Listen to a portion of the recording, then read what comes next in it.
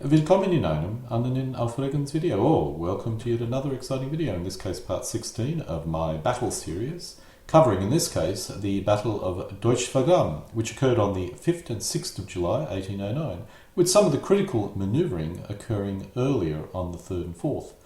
As all my battle series, this is not designed as a historical video. It's designed to assist players in creating scenarios of actual battles. As a result, my emphasis is on the units and what they did during the battle, rather than any in-depth analysis of why General X did whatever he was supposed to have done or not done.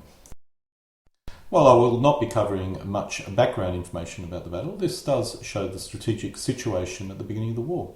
Most of the critical battles occurred along the Danube, and you can kind of see a clear area running around the Danube in this map. After the initial Austrian advance was halted, they retreated to Vienna and crossed over to the north bank. I'll not be covering any of the events leading up to the battle. You can certainly read that yourself in other accounts. We'll just go straight into the battle. Attempting to find information about this battle was surprisingly difficult. There were quite a few maps, but a lot of them were identical. So what I've done here is listed some of the maps that I've used in this video. This shows a Russian map, which, if correct, and I have no doubt to believe it was not correct, indicates the Austrians did get rather close to the bridges.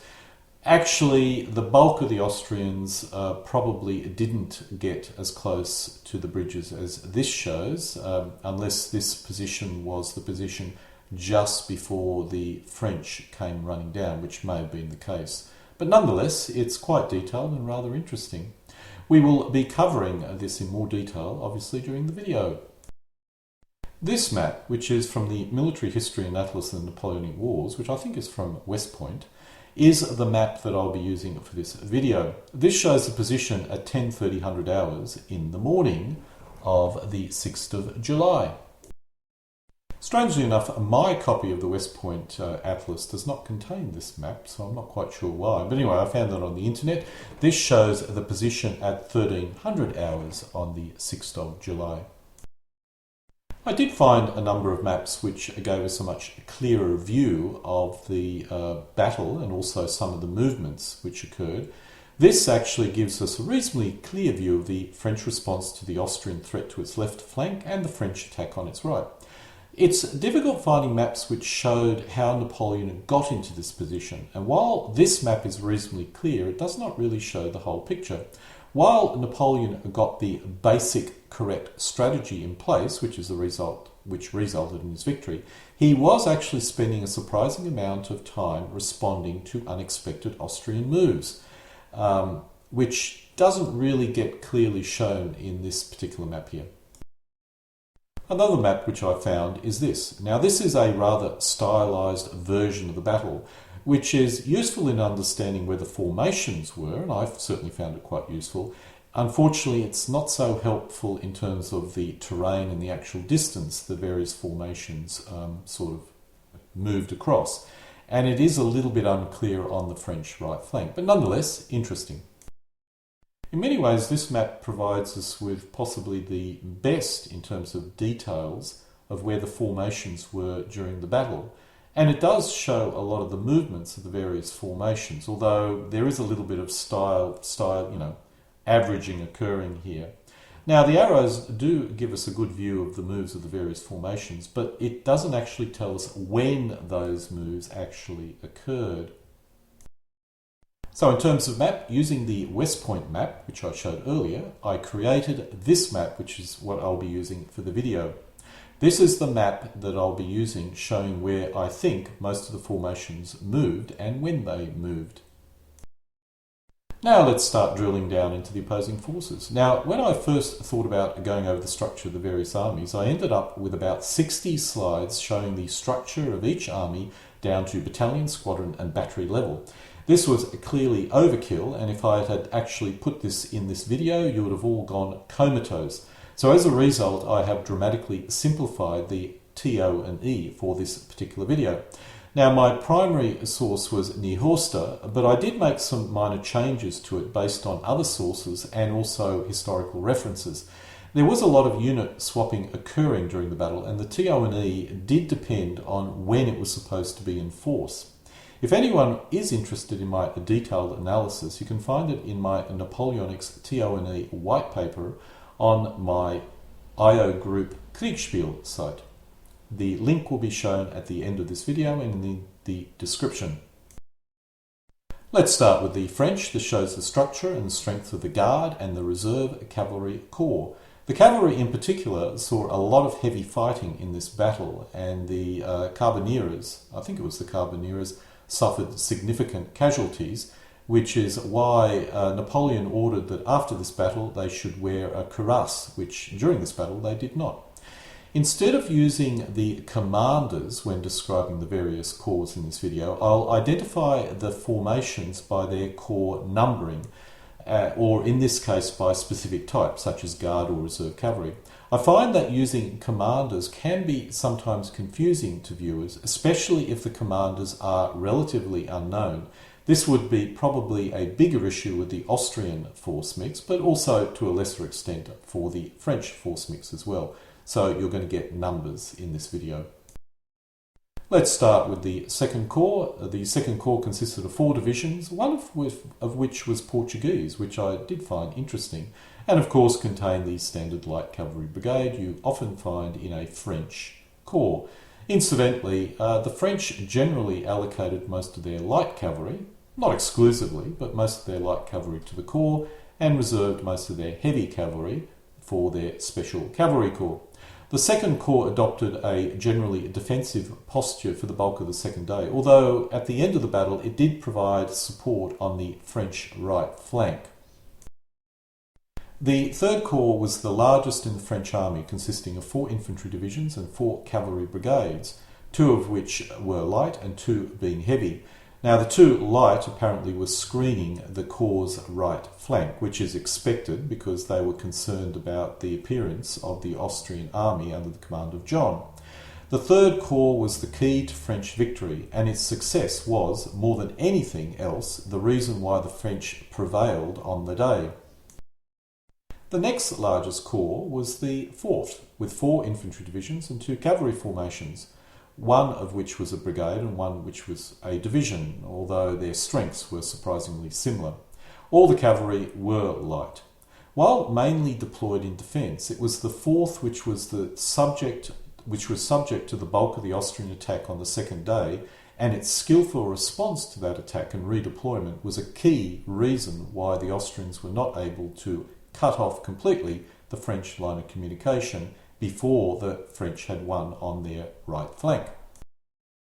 Now let's move to the rather infamous Ninth Corps, which contained the Saxon contingent. This consisted of 3 infantry divisions and 2 cavalry brigades, one being heavy and one being light. According to many historical accounts, it was the Ninth's withdrawal and extended reorganisation which threatened the French with disaster. I've always been puzzled why it spent so much time reorganising. There were a bit of tragedies occurring here. The Saxons wore white uniforms and apparently at one stage were mistaken for Austrians, so it's probably not nice being subject to friendly fire. And while the commander of this corps is criticised quite a bit by Napoleon, he was surprisingly compassionate concerning the well-being of his Saxon divisions, so you've got to give him credit in that particular area at least. Now we'll move to some of the smaller corps. The 11th and 5th Corps consisted of only 2 infantry divisions each. The 5th Corps had unofficially 2 additional divisions, the Italians and the Bavarians, although the Bavarians were not involved in the battle itself, although were involved in the pursuit. The 5th Corps was a key formation in stabilising the French centre, which was under severe pressure by the Austrians. The 11th Corps was late in arriving on the battlefield and was mainly employed in supporting the 2nd Corps. The 6th Corps, which was from the Italian army, consisted of 3 infantry divisions and a light cavalry division. The 6th Corps, along with the 2nd, mainly had the job of pinning down the Austrian line until the French 3rd Corps had won the battle on the right flank. For simplicity, I'll be using this structure or simplified version of the TONE on the map. This represents 5 corps with their divisions. Now, I'm not including the divisions on the map, as when I attempted to do it, it made it extremely difficult to see where anything was happening or what was happening. I tried to reduce the size of the symbols, but then it became impossible to see on any kind of small screen. So you will find on the video I'll only be including the corps.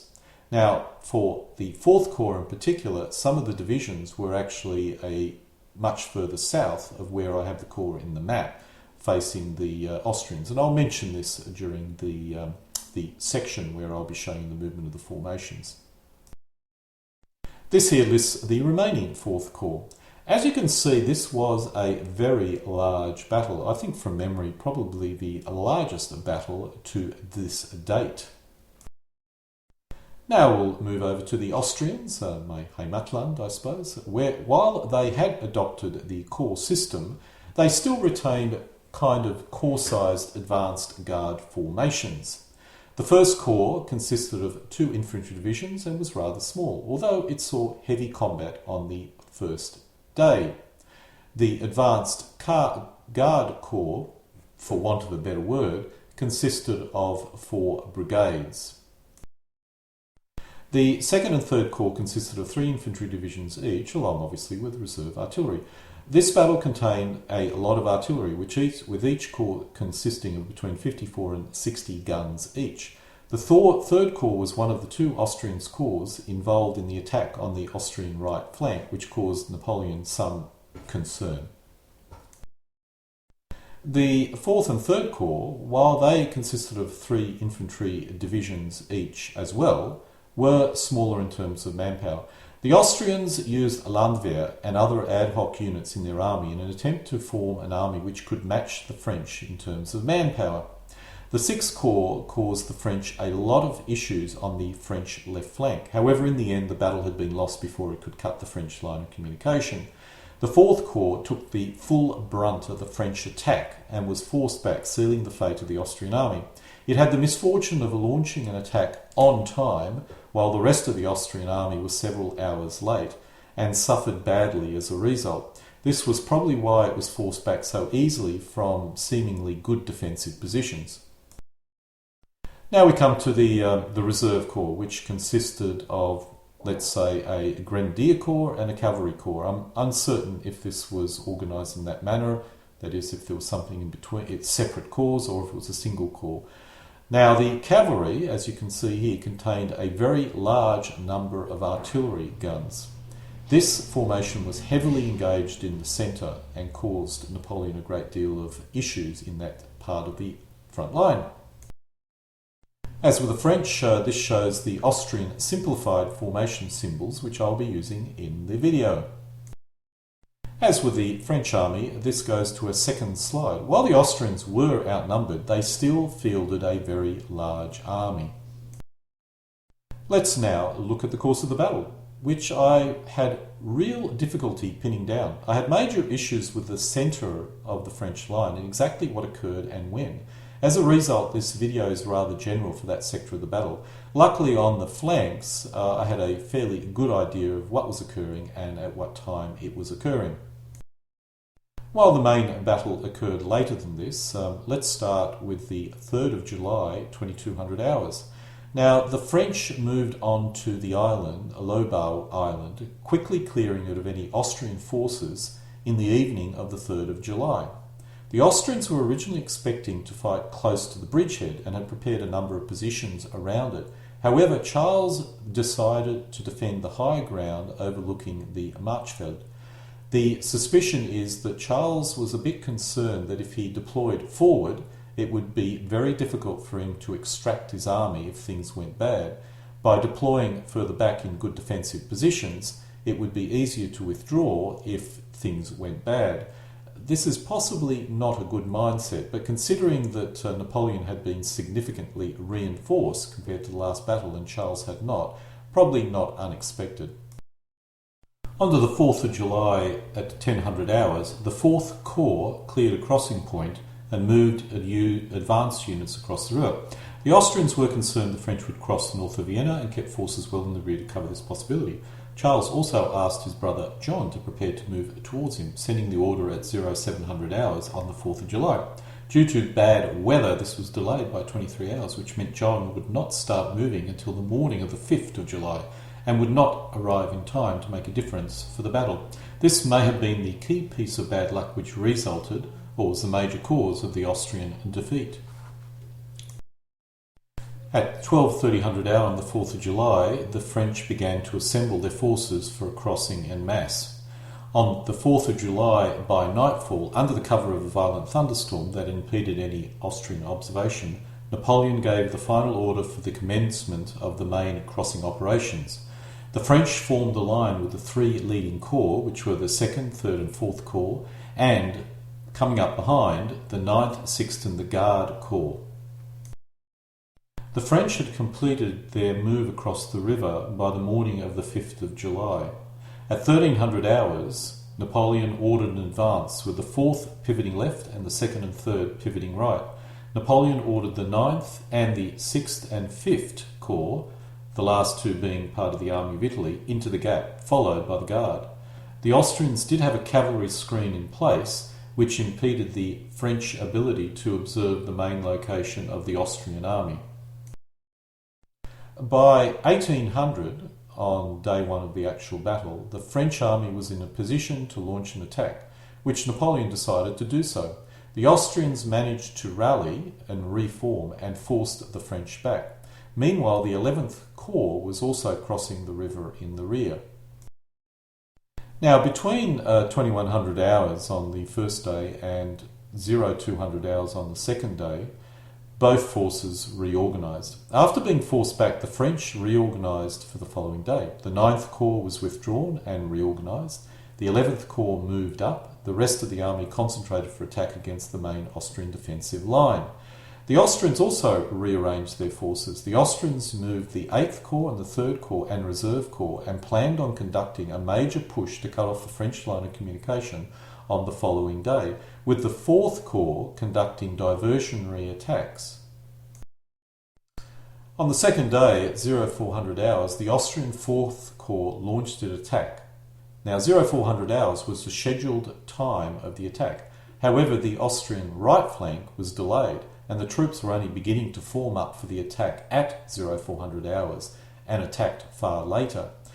The French 3rd Corps halted immediately. They did not expect this Austrian attack at all, but they nonetheless managed to force it back by 0600 hours, having outnumbered the Austrians quite significantly. Now, when this attack occurred, Napoleon was informed of it and was rather concerned. So Napoleon then moved the guards towards the French right flank. He left the artillery behind, luckily for the French. The Austrians had been forced back across the stream, that is the 4th Corps, and Napoleon then ordered the French 3rd Corps to attack its position. However, the 3rd Corps informed Napoleon it needed 2 hours at least, in which case it actually took more than that, in order to reorganise, and was actually in the end not ready to launch the attack until 09:30 hours. Now, the interesting thing about this attack was that the Austrians were attempting to gain the initiatives. It's not like some of the older battles that occurred where the Allies were, sitting around waiting to do just waiting around or launching stupid attacks. The Austrians were acting in a very proactive and aggressive manner, and Napoleon was not possibly used to this sort of behaviour during this battle and was caught slightly off foot as a result. It wasn't major, but nonetheless it's interesting to observe. Now, before the French had managed to launch their attack on their right flank, at 07:30 hours, the withdrawal of the 9th Corps was identified as a critical error, and the 4th Corps, seeing the dangers, decided to attempt to reoccupy it. The 4th Corps only managed to retake part of the position after 2 hours of fighting, but after an Austrian counterattack that they organised, they forced back part of these advanced, and the 4th Corps then had to launch a second attack. Meanwhile, the Austrian 3rd and 6th Corps had begun their attack and were advancing against light French screening forces. Now, I mentioned earlier that some of the 4th Corps divisions were actually placed south of it, and it was actually these forces that the Austrians were facing. Basically, the Austrians were attacking with 2 corps, probably facing only cavalry and 1 division of French forces. So The Austrians had significant advantage on this flank, and this represented a significant danger to the French position. At 09:30 hours, the French Third Corps launched its attack and managed to force the Austrians back over the stream. Now, it's interesting to note that the French did not greatly outnumber the Austrians in theory, and yet they managed to force the Austrians back from a reasonably good defensive position. The theory being that the Austrians had suffered significant losses in their basically failed attack, and this was one of the reasons why they were so easily forced back. Once over the stream, the Third continued its attack towards the rough terrains or the Rossbach Heights. On the other flank, that is the French left flank, the Austrian attack has forced back a French infantry division into its old bridgehead, and the French line of communications was in danger. By 10:30 hours, the French attack on its right flank by the Third Corps had really gained momentum, forcing the Austrian Fourth Corps further back, even from its defensive positions on the heights. Unfortunately for the French, it was in grave danger on its left flank. The Austrian Sixth Corps, while the bulk of it was still not in the position that's shown here, it was still approaching, leading elements had already gone past and were actually getting very close to the French bridges that were crossing the river at this point. If the Sixth Corps had been reinforced by, let's say, the Third Corps, which was running up behind, that would really be able to turn the French flank. By 1100 hours, the Austrians had taken Aspen and was advancing on Essling, but the Austrian left flank was collapsing. So Charles had to focus on this flank and did not reinforce the Sixth Corps on his right flank. He ordered the Second Corps to support the retreating Fourth Corps and attempt to stabilise that position, and he did not reinforce the Sixth Corps in its advance, and it's quite possible the Sixth Corps, as a result, did not advance as aggressively as it would otherwise could. The French did see the crisis on its left flank and ordered the Fourth Corps south, supported by the Guard, the Cavalry Corps and parts of the Guard. The Fifth Corps was also ordered to fill in any gaps. Now, when the Fourth moved south, it basically stopped the Austrian Third Corps advance. If the Third Corps was left unopposed, it could have continued to advance supporting the Sixth Corps and really caused severe difficulty. Now, the accounts do indicate that the French did launch vast cavalry attacks in a desperate attempt to stabilise this position and did suffer significant casualties among its heavy cavalry, but it did achieve its objective. By 12:30 hours, the 3rd French Corps was advancing through the Austrian defences and the Austrian 4th Corps was in retreat. This was significantly threatening the Austrian left flank, causing the Austrian 4th Corps to continue to the retreat and the Austrian 2nd Corps to become disordered as the French hit it in its flank. On the French left flank, the French attacks had secured the flank and the centre was holding against the Austrian attack. By 1300 hours, the French 4th Corps had finally secured the lines of communication. As you can see here, the centre was just holding and the French right attack was advancing against the retreating Austrian corps. The battle was effectively won, although it was not a decisive victory. Apart from the appearance of the Austrian Italian army at 1600 hours, which was John's army, which did cause a minor panic among the French, the Austrian retreated in good order, being pursued by the French. That provides us with an overview of the battle. Now let's look at some of the rules that you may consider in order to simulating this battle.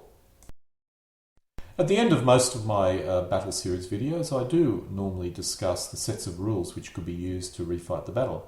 The standard three that I would use in this case are Bloody Big Napoleonic Battle, Napoleon at War, and the Age of Eagles. All three rule sets focus on providing a historically accurate experience, which with Age of Eagles being the most complete set of rules. The only minor issue with Age of Eagles is its scale. Be prepared to deploy a large playing area. Bloody Big Napoleonic Battles is actually a set of rules designed to simulate later European conflicts, but there are optional rules which allow you to simulate Napoleonic battles, and it works extremely well, providing you with a very good historical experience and allowing you to refight the battle in quite a reasonable period of time, probably no more than 4 hours. Now, the Napoleon at War set of rules is basically SPI's Napoleon at War Quad, board game, converted to figure gaming format. And this allows you to also reproduce the entire battle in probably a 2 to 3 hour period. As an example, this shows the scenario deployment sheet for Napoleonic War for this particular battle.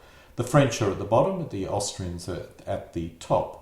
This is based almost verbatim to with the original SPI board game in terms of force mixes, and actually provides quite a good game using the victory conditions that Napoleonic War provides. I find when reproducing historical battles, you really do need to put an enormous amount of effort in the victory conditions, because that's what's going to cause you to refight the battle in a manner which makes sense. Now, other rules you could consider are DBN and Blücher. However, these do so in a rather abstract manner. They are very good for a game and give you a really enjoyable game, but they're not that good for reproducing a historical battle in a kind of meaningful way. Snappy Nappy also probably fits into this category as well.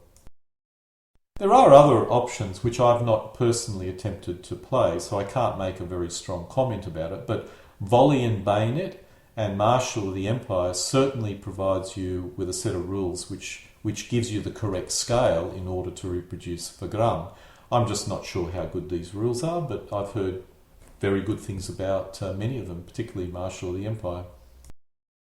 And so we come to an end of my part 16 of my battles video series, in this case covering the Battle of Deutsch Wagram. Alle guten Dinge kommen zu einem Ende.